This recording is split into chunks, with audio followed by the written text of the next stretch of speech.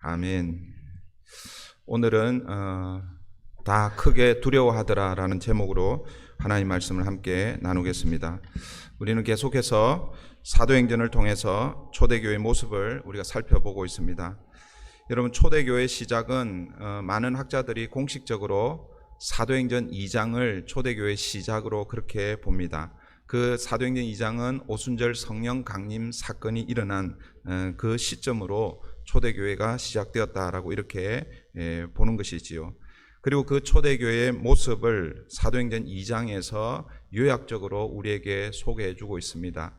그 초대교회의 다양한 그 특징들을 학자들 혹은 목회자들에 따라서 7가지로 정리하기도 하고 5가지로 정리하기도 하고 또 뭐 더 세부적으로 그렇게 나누어서 보기도 하는데, 저희가 이 사도행전을 보면서 4가지로 크게 그렇게 정리를 했습니다. 그게 우리 교회의 기둥으로 그렇게 삼고 우리 브릿지 교회를 함께 세워가는 중요한 핵심 코어 밸류, 핵심 가치로 그렇게 우리 함께 지금 배우고 있습니다. 그리고 지난주에 살펴본 4장에서는 그 2장에 소개되었던 그 4가지 중에서 그 중에 한 가지를 다시 한 번 더 강조하는 그런 내용이 지난주에 우리가 살펴보았던 내용이죠. 그런데 우리는 초대교회가 성령이 임한 이후에 이렇게 자리를 잡아가고 든든히 서갈 때 어려움도 있었다라는 것을 우리가 보았습니다. 그리고 이 어려움은 앞으로도 계속해서 있을 것입니다. 그 말은 사도행전이 계속해서 진행되어 가는 가운데 교회 안에 어떤 어려움이 계속해서 일어나고 있다라는 것이고, 그리고 사도행전이 끝난 이후 교회의 역사는 계속 지속되잖아요, 그죠? 그리고 보통 우리가 2000년 교회 역사라고 그러는데 그 2000년 교회 역사 가운데 시대마다 다 어려움이 있었습니다. 그리고 한 교회를 보더라도 한 교회가 성령 하나님의 역사로 말미암아 교회가 시작되어서 열심히 달려가는 가운데 그 가운데서도 분명히 어렵고 힘든 일들이 분명히 있다라는 것이죠. 우리 교회가 지난 40년을 마무리하고 이제 새롭게 또 40년을 향해서 달려갑니다. 올해가 이제 41주년이 되는 해인데, 지난 우리 브릿지 교회도 지난 40년 동안 수많은 시기마다 어려운 일들도 있었고, 그리고 그 어려운 일들을 잘 극복하고 여기까지 달려온 줄 믿습니다. 그 4장까지 우리가 살펴보았을 때에 첫 번째 이 초대교회가 어려움을 당했던 것은 바로 바리새인들과 사두개인 그리고 성전 맡은 자들이 베드로와 요한을 옥에 가두고 재판하고 했던 것이죠. 결국 베드로와 요한은 그 당시 초대교회를 대표한다고 할 수 있기 때문에 그때부터 교회의 박해가 시작되었다라고 이렇게 볼 수 있습니다. 그러나 여러분, 그 박해, 그 핍박의 결과가 무엇이었습니까? 오히려 교회는 더 든든히 서갔다라는 것을 알 수가 있습니다. 그리고 앞으로도 우리 사도행전을 살펴보면 한쪽에서는 박해가 주어지지만 그러나 또 한편에서는 교회는 점점 더 건강하게 또 왕성하게 서가는 것을 우리가 보게 될 것입니다. 여러분, 잘 한번 보시면 외부로부터 오는 그런 어려움, 그런 핍박은 오히려 교회를 더 단단하게 만든다라는 것을 여러분 개인적으로도 아마 경험해 보셨을 것입니다. 여러분, 가정에 문제가 생길 때에 예를 들어서 외적으로 가정 밖에서 어려움이 찾아올 때는요, 오히려 부부가 똘똘 뭉치고 가족이 똘똘 뭉쳐서 오히려 더 가정이 화목하고 더 단단해집니다. 그런데 문제는 내부에서 문제가 생기거나 갈등이 생기면 걷잡을 수 없이 무너지게 되는 것이죠. 교회도 마찬가지입니다. 여러분, 4장에서 그 사내들인 공회에 의해서 베드로와 요한이 핍박을 받았지만 오히려 교회는 어떻게 되었습니까? 한 마음으로 기도함으로 더 교회는 단단해졌던 것을 우리가 볼 수 있습니다. 근데 오늘 본문은 초대교회가 이렇게 단단하게 서가는 가운데 초대교회를 넘어뜨리려고 하는 내부로부터 온 시험이 오늘 본문에 등장하고 있다라는 것이죠. 여러분들이 생각할 때 교회 혹은 지금 이제 우리가 보는 것은 초대교회인데, 초대교회 내부에 어떤 일이 일어나면 그 교회가 어려움을 당하고 또 힘든 시간을 보낼 수 있을까? 어떤 일을 당하면 그게 시험거리가 될 수 있을까? 그런 한번 생각을 한번 해보십시오. 여러분, 오늘 본문에서는 초대교회가 시험을 받고 있는 그 영역, 그 부분은 공교롭게도 초대교회가 가장 자랑하는, 혹은 초대교회의 특징을 가장 네 가지로 요약했을 때 그 중에서도 한 가지를 다시 떼어서 4장에서 다시 더 초대교회가 얼마나 아름다운 공동체였는지를 설명한 그 부분에서 시험을 받고 있다라는 것을 우리가 보게 됩니다. 그 무슨 말이냐 하면, 여러분, 시험이 된다라는 것은 내가 지금 잘하고 우리가 지금 잘하고 있는 그 영역에서 문제가 생길 때 그게 뭐예요? 더 많은 이 충격이 가해진다라는 것이죠. 예를 들어서 우리에게 있는 약점, 잘 안 되는 것, 이런데 어려움이 찾아오면 사람들이 뭐라고 생각하냐면, 원래 우리는 그거 잘 못해. 그거 원래 우리의 약점이야. 그래서 별로 신경을 안 쓰는 거예요. 그런데 우리가 자랑하는 부분, 우리가 잘하는 그런 부분에서 문제가 생기면 사람들이 더 큰 충격을 느끼게 되는 것이죠. 우리 브릿지 교회가 뭘 잘합니까? 우리 교회가 자랑하는 것이 무엇입니까? 제가 어제 저녁에 우리 교회는 무엇을 잘하지? 우리가 다른 교회나 혹은 다른 사람들에게 이렇게 내세울 만한 자랑거리가 뭐지? 이렇게 생각을 했는데 잘 모르겠어요, 제가. 왜? 네? 성가대? 네, 성가대 맞아요. 그러네요, 성가대. 성가대는 우리 교회 처음 오시는 분들, 이렇게 처음 방문하시는 분들, 저를 아시는 분들이 방문할 때가 있거든요, 가끔씩. 그런 분들이 가끔씩 그런 얘기를 해요. 성가대가 보기보다 그 보기보다라는 그 말은 뭐냐면, 인원이 많지가 않잖아요, 그죠? 인원이 많지가 않은데, 그런데 생각보다도 이 하모니가 있고 너무 은혜로운 그런 찬양을 한다는 그 얘기를 제가 여러 번 들었습니다. 맞아요, 우리 교회 성가대를 잘해요. 성가대 조심하셔야 돼요. 교회, 여러분, 우리 교회는 아니지만 교회 문제가 많이 생기는 데는요, 성가대에서 문제가 많이 생길 가능성이 있어요. 성가대가 잘하기 때문에. 여러분, 또 우리 교회가 자랑할 만한 것이 무엇입니까? 제가 어제 저녁에 이렇게 말씀을 준비하면서 제일 먼저 사실은 떠오른 게 그거예요. 우리 교회는 점심시간에 식사 교제할 때 밥이 참 여러분들이 목장별로 정성을 들여서 잘 준비하기도 하지만 어쨌든 맛있게 그렇게 하는 거예요. 어떻게 보면 그게 강점이고 장점이 될 수 있습니다. 그런데 교회에 또 다른 큰 문제를 일으키는 곳이 어디인지 아시죠? 부엌이에요, 부엌. 부엌에서 문제가 일어날 가능성이 많습니다. 그래서 여러분, 이 음식을 너무 잘하려고 하지 마세요. 그게 목숨을 걸고 그렇게 하지 마세요. 좀 밥이 타도 돼요. 밥이 좀 타도 되고, 간이 좀 싱거우면 소금을 좀 더 넣으면 되고, 짜면 여러분 밥을 많이 먹고 반찬을 조금 드시고, 원고에도 없는 얘기를 지금 계속하고 있습니다. 어쨌든 여러분, 지금 초대교회가 시험을 받는 그 영역이 뭐냐면, 지난주에 우리가 살펴봤던, 그래서 사도들이 큰 권능으로 주 예수의 부활을 증거했잖아요, 그죠? 복음의 메시지를 증거했습니다. 그때 초대교회 성도들은 그 말씀에 큰 은혜를 받고 자기가 가지고 있는 재산들을 다 나누고 내 것이라고 하지 않고, 그리고 서로의 필요를 채워주고, 그래서 지난 본문에 보면 가난한 자들이 없더라. 가난한 자들이 없는 그런 공동체, 그렇다고 해서 다 부자가 되었다 이런 말은 아닙니다. 어렵고 힘든 사람들이 있는 사람들이 나누어서 정말 아름다운 그런 공동체가 바로 오늘 본문 이전에까지의 모습이었습니다. 그런데 이런 공동체 안에 문제가 생긴다라는 것이죠. 바로 그 영역에서 문제가 생긴 것입니다. 아나니아와 삽비라 사건입니다.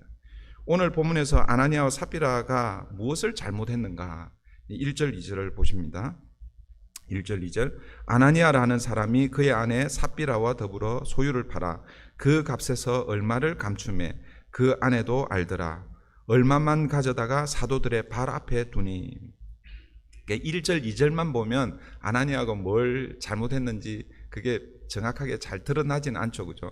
그런데 힌트를 우리에게 주고 있습니다. 거기 보면 그 값에서 얼마를 감춘다라는 것이 이게 이제 힌트를 주고 있죠. 그러나 우리는 이미 이 스토리를 다 알고 있기 때문에 여러분 이 아나니아와 삽비라의 죄가 어떤 죄인지 이미 우리는 다 알고 있습니다. 어떤 죄입니까? 사도들을 속인 죄이죠. 그걸 다르게 표현하면 거짓말이라고 그렇게 할 수 있을 것입니다. 그런데 여러분 오늘 이 본문을 가지고 성경학자들 그리고 또 저 같은 이런 목회자들이 오늘 본문을 보며 사실은 좀 당황스럽습니다. 왜 그럴까요? 거짓말에 대한 벌이 너무나 엄하다라는 것이죠. 만약 오늘 본문을 기준으로 오늘 우리에게 적용을 한다라고 이렇게 한번 생각을 해보십시다. 그러면 이제 예를 들어서 지금부터 5초 후에 오늘 본문을 가지고 하나님께서 우리를 다루신다라고 했을 때 5초 후에 하나 둘 딱 그 카운트를 했을 때 5초 후에 우리 영화나 뭐 이런 드라마 이런 거 볼 때 사라지듯이 이렇게 하면 5초 후에 여기에 남아 있을 분들이 얼마나 있을까요? 그죠? 그리고 여기 누가 제일 먼저 사라질까요? 네, 뭐 그런 건 상상하지 마시고 저의 포커스는 이거예요. 오늘 본문의 이 기준을 가지고 하나님께서 동일하게 우리에게 적용을 시킨다고 하면 우리가 여기에 남아있을 사람들이 별로 없을 것이다 라는 그런 의미인 것이죠. 그러니까 사실은 이게 좀 당황스러운 거예요. 아니 거짓말 같은 그런 죄인데 왜 하나님이 이렇게 엄격하게 다루고 계신가? 그러니까 우리가 다시 이렇게 생각해 봐야 되겠죠. 그러니까 이 아나니아와 이 삽비라 사건은 그냥 단순한 거짓말 사건이 아니다라는 그런 의미인 것입니다. 베드로는 이 사건을 어떻게 보고 있습니까? 3절을 한번 보십시오. 3절 베드로가 이르되 아나니아야 어찌하여 사탄이 내 마음에 가득하여 내가 성령을 속이고 땅값 얼마를 감추었느냐. 베드로는요 이들의 거짓말을 자신들을 속인 사도들 그러니까 사람들을 속인 것이 아니라 성령을 속였다라고 이렇게 말씀하고 있죠. 그리고 4절에서는 사람에게 거짓말한 것이 아니라 하나님에게 거짓말한 것이다라고 이렇게 말씀하고 있습니다. 우리 4절을 한번 보십시오. 땅이 그대로 있을 때에는 내 땅이 아니며 판 후에도 내 마음대로 할 수가 없더냐. 이 말이 무슨 말이냐면 그 땅 네가 팔기 전에도 네 땅이었고 그리고 팔았어도 판 그 땅 그 값도 네 것이다 이 말입니다. 그러니까 네가 마음대로 할 수 있다라는 것입니다. 그러니까 지금 무슨 말을 하고 있냐면은 우리가 지난주에 살펴봤던 4장에서 사람들이 자기의 재물을 팔아서 사도들의 발 앞에 둔 것은 사도들의 강요나 혹은 교회가 공식적으로 이제 언제까지 여러분들 재산 다 정리하시고 교회로 다 헌납하십시오 그렇게 한 것이 아니다라는 것입니다. 이것은 성령의 은혜로 말미암아 각자에게 주신 그 감동으로 자발적으로 일어난 일입니다. 그래서 그것을 오늘 베드로는 분명하게 이야기하는 거예요. 땅이 그대로 있을 때는 내 땅이 아니며 여기서 아니면은 진짜 아니다가 아니라 내 땅이 아니냐 뭐 이런 거예요. 그 말은 뭐예요? 네 땅이다라는 것이죠. 그리고 판 후에도 네 마음대로 할 수가 없더냐? 네 마음대로 할 수 있다라는 것이죠. 그런데 문제는 무엇입니까? 어찌하여 이 일을 내 마음에 두었느냐? 사람에게 거짓말한 것이 아니요 하나님께로다. 내 마음에 두었다 이 말은 뭐냐면 앞에서 땅을 팔고 나서 얼마를 감춘 거예요. 그 말은 뭐냐면 이것이 전부입니다라고 바치려고 그런 마음을 두었는데 바치려고 하니까 좀 아까운 마음이 들었는지 모르겠어요. 시집 장가를 안 보낸 자녀들이 있어가지고 뭐 그거 떼놓았는지는 모르겠습니다. 그런데 그렇게 했다라는 것이죠. 그러면서 뭐예요? 이게 전부입니다라고 그렇게 바쳤다라는 것이죠. 그것을 왜 네 마음에 두었느냐? 이것은 우리를 속인 것이 아니라 하나님을 속인 것이다라고 말하고 있다라는 것이죠. 결국 여러분 이 사건의 배우는 우리 3절에서 사탄이 내 마음에 들어가서, 그러니까 사탄이, 거짓의 아비인 사탄이 뭐예요? 역사했다라는 것이죠. 사탄이 아나니아와 삽비라를 이용하여 초대 교회를 무너뜨리려고 했던 것이라는 것이죠. 그래서 뭐예요? 하나님이 우리가 볼 때는 단순한 거짓말처럼 보이지만 그러나 그 거짓말을 엄격하게 다루시는 거예요.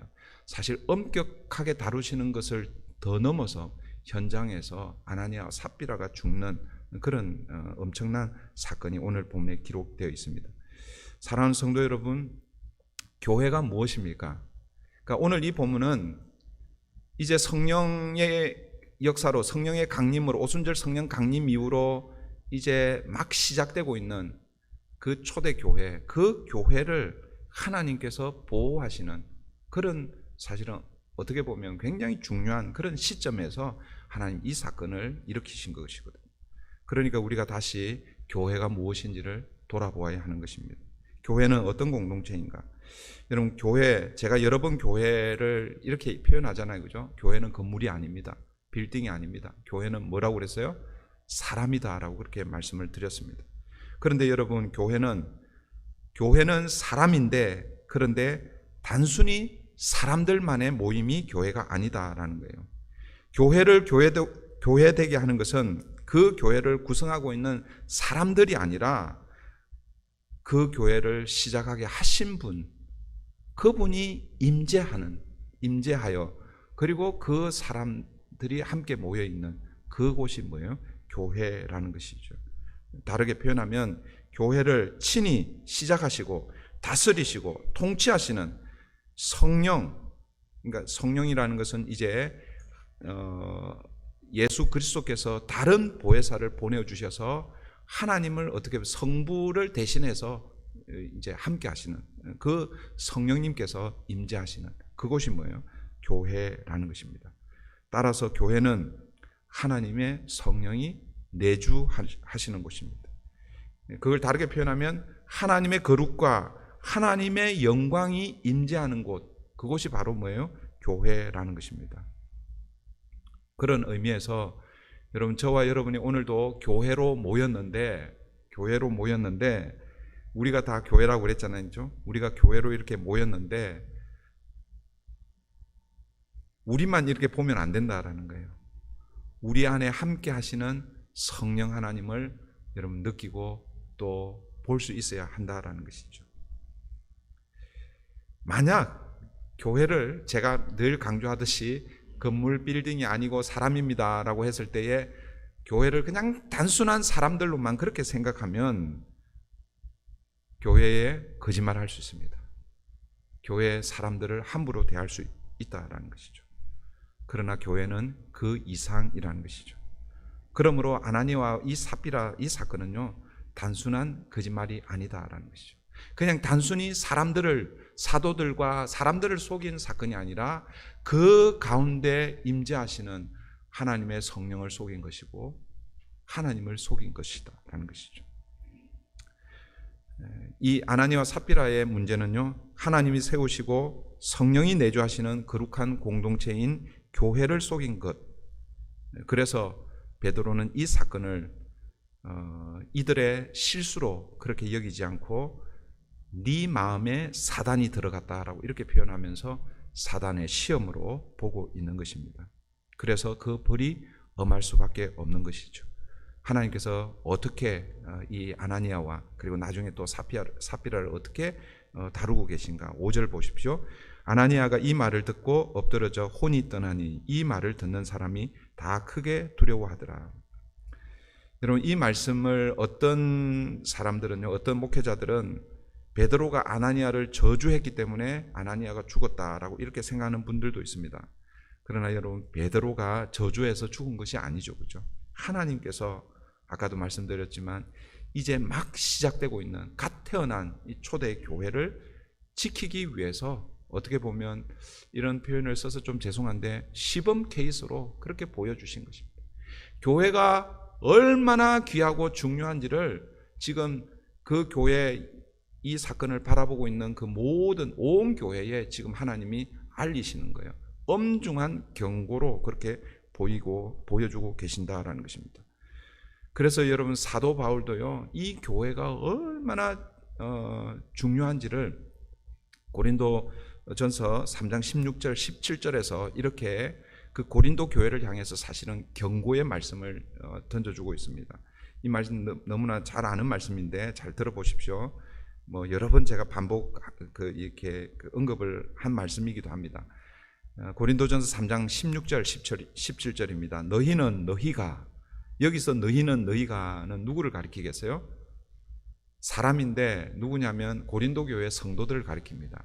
그런데 고린도 교회 성도들을 가리키는데 사실은 뭐예요? 교회를 가리키는 것이죠.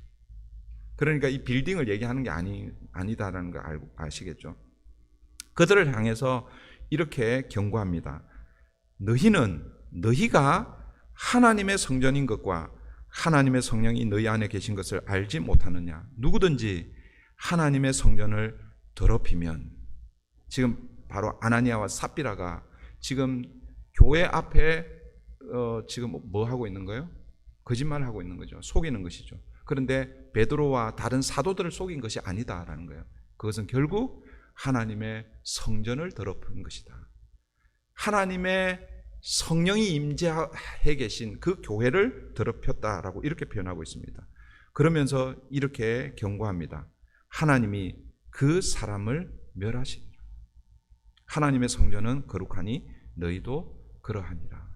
어쩌면 이 삽비라와 아나니아와 이 삽비라는 바로 이 사도 바울의 이 말씀처럼 하나님께서 처음 교회가 시작될 때에 교회의 영광, 교회의 이 거룩, 그것을 드러내기 위해서, 확인하기 위해서 그렇게 하고 있다라는 것입니다. 이 시점이 굉장히 중요한 거예요. 왜냐하면 오순절 성령 강림 이후 이제 막 시작된 그 교회에 거짓이 뿌리 내리려고 할 때, 만약 이 사건이 용납되었다면 아마 그 교회는 더 많은 문제들, 더 많은 거짓, 더 많은 속임수들이 그 교회에 있었을 것입니다. 그런데 그때 하나님께서는 그 공동체의 거룩을 지키기 위해서 아나니아와 삽비라 사건을 그냥 지나치지 않은 것입니다. 그래서 하나님은 여러분 이 사건을 매우 엄격하게 다루신 것입니다. 그 이후에 이제 6절 이제 장사를 지내고 7절부터는 아나니아의 아내 삽비라가 죽는 사건이 등장하고 있죠. 그 내용은 여러분들 이미 잘 아시기 때문에 제가 다시 강조하지는 않겠습니다. 그런데 그 중간에 보면 베드로가 삽비라에게 묻습니다. 이게 전부냐? 이렇게 묻습니다. 3시간이 지난, 장사 지내고 3시간이 지난 이후 이게 전부냐? 여러분 이것은 삽비라에게 기회를 주시는 하나님의 은혜입니다. 이 삽비라가요 깨닫고 아이고 큰일 났구나. 아닙니다. 우리가 이런 마음을 품었습니다.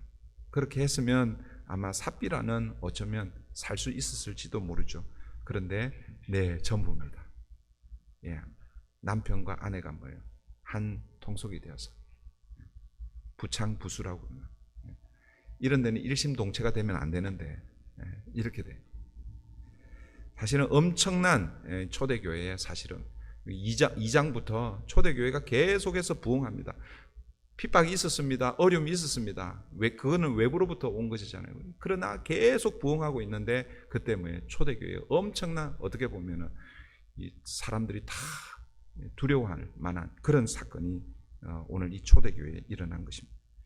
여러분 이 오늘 본문 이 아나니아와 삽비라 이 사건이 초대교회에 가져온 결과가 무엇일까? 저는 오늘 이게 우리 본문의 핵심이고 우리 교회가 이걸 붙들어야 된다라고 그렇게 믿습니다. 초대교회에 생긴 결과가 뭐냐면 경건한 두려움이라는 것이죠. 제가 지금 설교를 하고 있는데 처음 시작할 때는 여러분들이 좀 얼굴이 밝았어요. 막 웃기도 하고 아까 뭐 성가대 부흥 얘기하니까 막 그냥 웃기도 했는데 점점점 여러분들 얼굴이 어두워졌어요. 예. 혹시 뭐 이 얘기는 안 하겠습니다. 네, 어쨌든 여러분 이 초대교회에 생긴 중요한 것이 경건한 두려움입니다. 이게 5절과 10절, 11절인데 5절을 한번 보십시오. 아나니아가 이 말을 듣고 엎드려져 혼이 떠나니 이 일을 듣는 사람이 다 크게 두려워하더라. 다 크게 두려워하더라. 이게 하나님을 향한 경외감, 두려움입니다. 여러분, 하나님을 향한 두려움은 우리가 느끼는 그 두려움하고 다른 두려움입니다. Fear of God, 하나님에 대한 두려움, 경외심이라고 할 수 있습니다.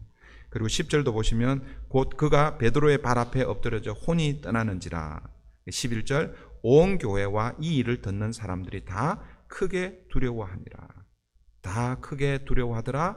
다 크게 두려워하니라. 무엇에 대한 두려움입니까? 하나님에 대한 두려움이라는 것이죠. 사랑하는 성도 여러분, 교회는 따뜻하고 교회는 하나님의 은혜와 사랑이 넘치고 그래서 서로 위로가 있고 격려가 있고 뭐 이런 것도 교회이긴 하지만 그러나 여러분 교회가 그것만 있으면 여러분 일반 다른 사회 단체에서도 뭐요? 따뜻함이 있잖아요. 위로가 있잖아요. 격려가 있잖아요. 서로 나눔이 다 있습니다. 그런데 교회가 다른 어떤 단체와 다른 그 중요한 차이점은 뭐냐면 하나님을 향한 두려움, 경외감이라는 것입니다.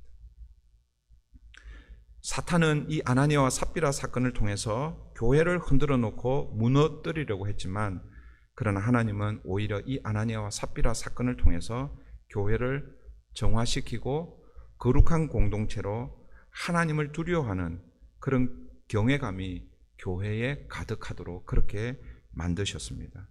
오늘 본문 11절을 다시 보시면 온 교회와 이 일을 듣는 사람들이 다 크게 두려워하니라 라고 이렇게 말씀합니다. 여러분 아까 제가 서두에 말씀을 시작할 때 그렇게 말씀드렸죠. 사도행전 2장이 공식적으로 오순절 성령 강림 그 사건이 공식적으로 교회가 시작되었다라고 이렇게 이제 학자들이 이야기합니다. 그러나 사실은 더 이렇게 뭐 따져보면 예수님께서 이 땅에 오심으로 예수님과 제자들을 통해서 교회는 계속해서 시작이 되었어요. 그러나 이제 공식적으로 시작된 것은 사도행전 2장이라고 이렇게 많은 학자들이 이야기합니다.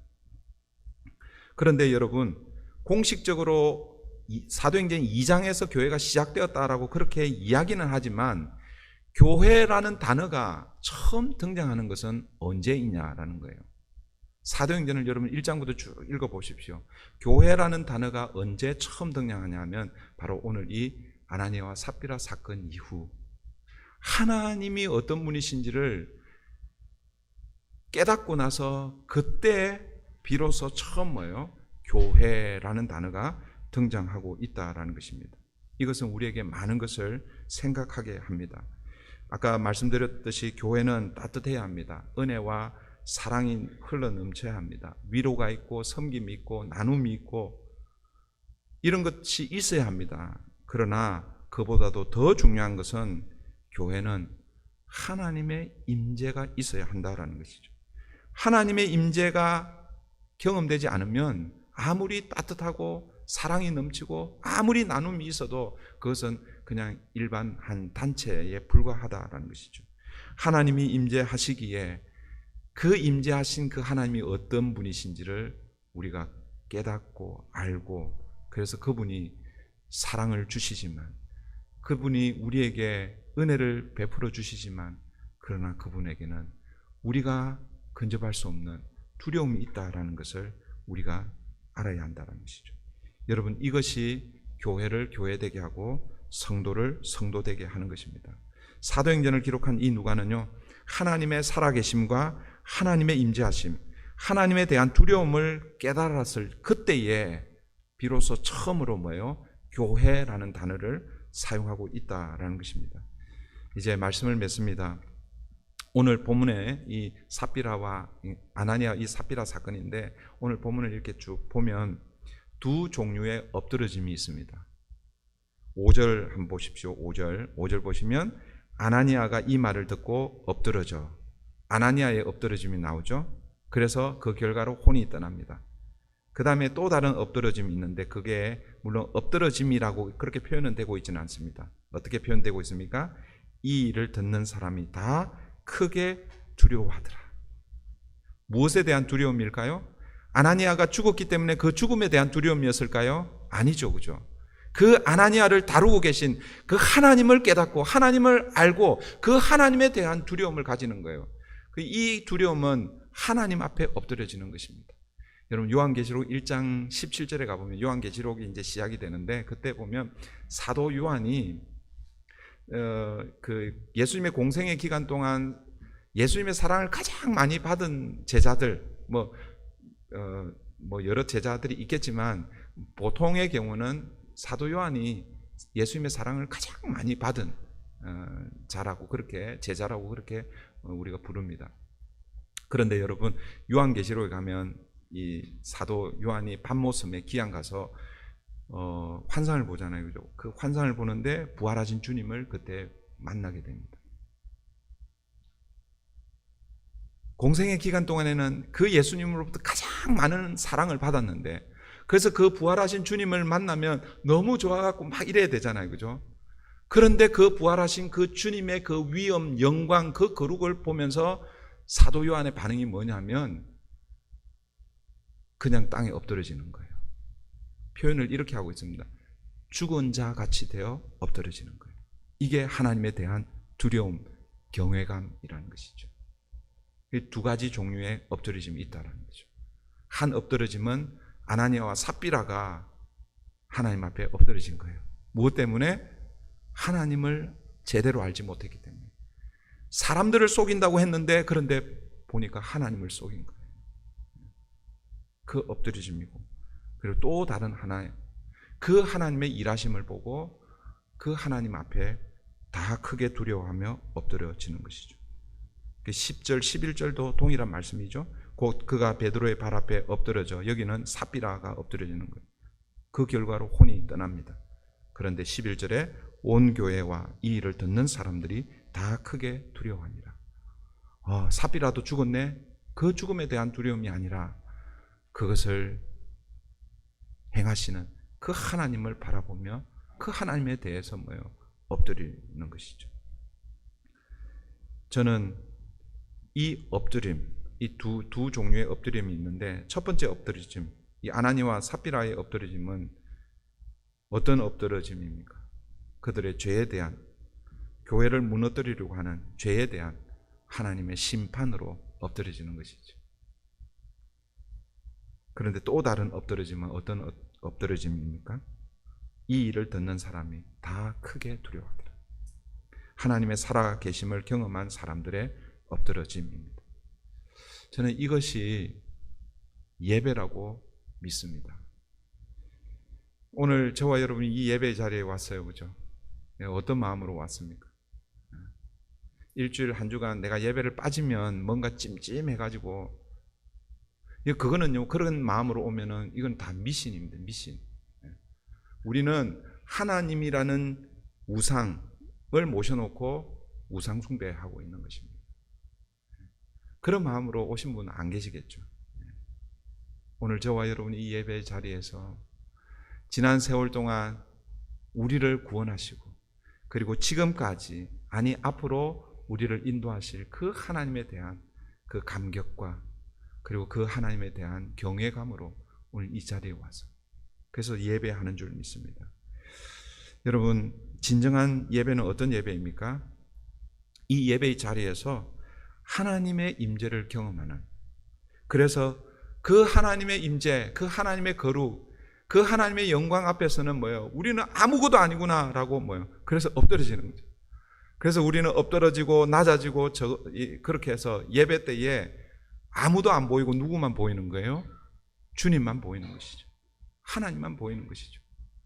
우리 성가대가 잘하긴 했는데 성가대 끝나고 나서 하나님이 어떤 분이신지 그 하나님의 은혜, 하나님의 사랑을 경험해야 되는데, 와, 성가대 잘하네, 이렇게 되면 안 된다라는 것이죠. 제가 설교를 하고 나서 와, 저 목사, 뭐 저는 이 말이 어눌한데 뭐 하여튼 여러분들이 저 목사 설교를 잘하네, 설교 내용이 좋네, 그러면 안 된다라는 것이죠. 저의 설교를 통해서 저를 보는 것이 아니라 하나님이 어떤 분이신지를 여러분 경험해야 돼요. 그 하나님 앞에 우리는 뭐예요? 계속해서 엎드리죠. 이게 뭐예요? 예배라는 것이죠. 사랑하는 성도 여러분, 2023년 벌써 뭐예요? 2번의 예배가 끝나고 오늘 3번째 예배입니다. 앞으로 이제 50번의 예배, 공식적인 이 주일 예배 50번의 예배가 남았습니다.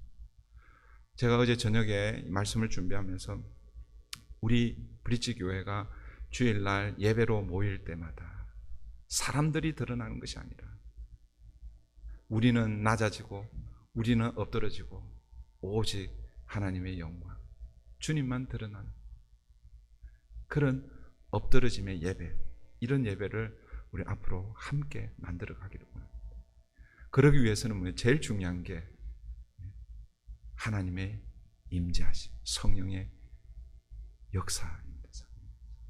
그래서 우리는 예배를 위해서 우리가 준비해야 되고, 예배를 위해서 함께 기도해야 되고, 예배를 사모해야 되고, 그런 예배를 우리가 함께 만들어가는 저와 여러분 되기를 바랍니다. 이 시간 우리 함께 말씀을 붙들고 같이 기도하십시다. 아나니아와 삽비라 사건은요, 초대교회 사실은 너무나 안타까운 사건입니다. 그런데 안타까운 사건임에는 분명하지만, 그러나 그 사건을 통해서 하나님이 어떤 분이신지를 분명하게 드러난 사건입니다. 그리고 그 하나님을 향해서 교회가 두려워하고 경외감을 가지고 엎드려짐으로 비로소 교회가 교회되었던 사건이 바로 이 아나니아와 삽비라 사건입니다. 오늘 우리 브릿지 교회가 주님 앞에 나와 예배할 때마다 하나님, 그렇다고 해서 우리가 죽어 나가는 것이 아니라 영적으로 하나님 앞에서 엎드려지는 그런 예배를 경험하게 해주시옵소서. 그러기 위해서는 우리가 보이는 것이 아니라 우리 안에 임재해 계신 성령 하나님을 보게 하시고, 그 성령 하나님을 인격적으로 만나고 경험하고 그 하나님이 주시는 은혜를 공급받는 자리 되게 해주시옵소서. 이제 벌써 오늘로 하면은 3번의 예배가 끝이 납니다. 남아있는 2023년 우리 함께 드려야 할 그 예배가 하나님 그런 예배로 하나님 우리 함께 만들어가게 해주시옵소서. 이 시간 말씀을 기억하면서 같이 기도하십시다. 좋으신 하나님 감사합니다. 오늘 초대교회에